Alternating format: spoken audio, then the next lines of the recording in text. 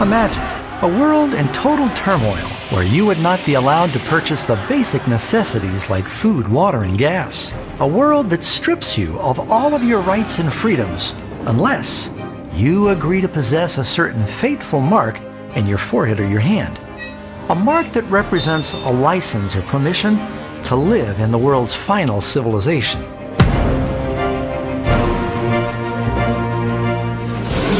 You have probably heard about the infamous Mark of the Beast and the ominous number 666. Where did it come from? Why is it so dangerous, and how do you avoid getting it? In fact, how do you know you don't have it now?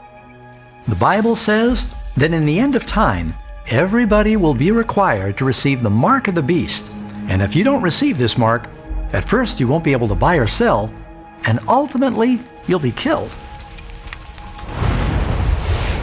He causes all to receive a mark on their right hand or on their foreheads, and that no one may buy or sell except the one who has the mark or the name of the beast or the number of his name. In fact, verse 15 says those who don't worship the image of the beast should be killed.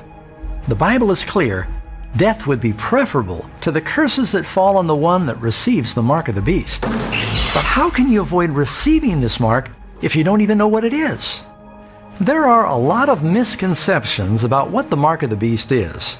Some, for example, believe the mark of the beast is a barcode or a tattoo that is branded on the forehead or the hand. Others believe that the mark is some form of computerized ID chip that's inserted under the skin. And then there's still others that think that everybody is going to be told to line up and receive their 666 credit card. While the number 666 is associated with the name of the beast, the number itself is not the mark. You don't get the mark of the beast by driving a car with 666 on your license plate. And you'll probably not be struck by lightning if you sit in seat number 666 at some arena or sporting event. The truth is that the mark of the beast is not a physical external mark at all. What's even more surprising is that most people don't realize the Bible teaches everybody in the last days will have one of two marks. One group has the seal of God in their foreheads. The other group has the mark of the beast. The seal of God is having the law of God in our hearts. And these words that I command you today shall be in your heart. You shall bind them as a sign on your hand, and they shall be as frontlets between your eyes. It shall be as a sign to you on your hand, and as a memorial between your eyes, that the Lord's law may be in your mouth. So we can see from these examples, in the hand and in the forehead is symbolic of having the law of God in our actions and in our thoughts. That would mean that the mark of the beast in the hand or the forehead is also not a physical external mark, but rather it represents some distinguishing difference in the thoughts and the actions of the lost.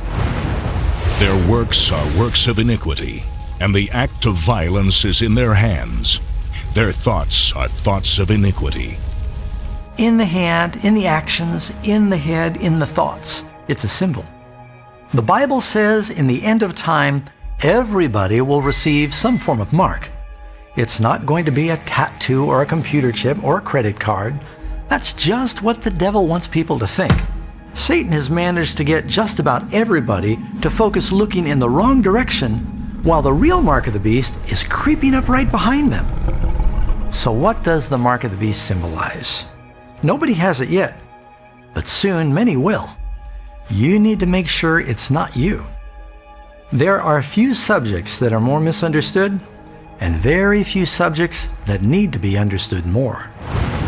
If you want to understand what the mark of the beast is, visit 666 Truth or check out my next video.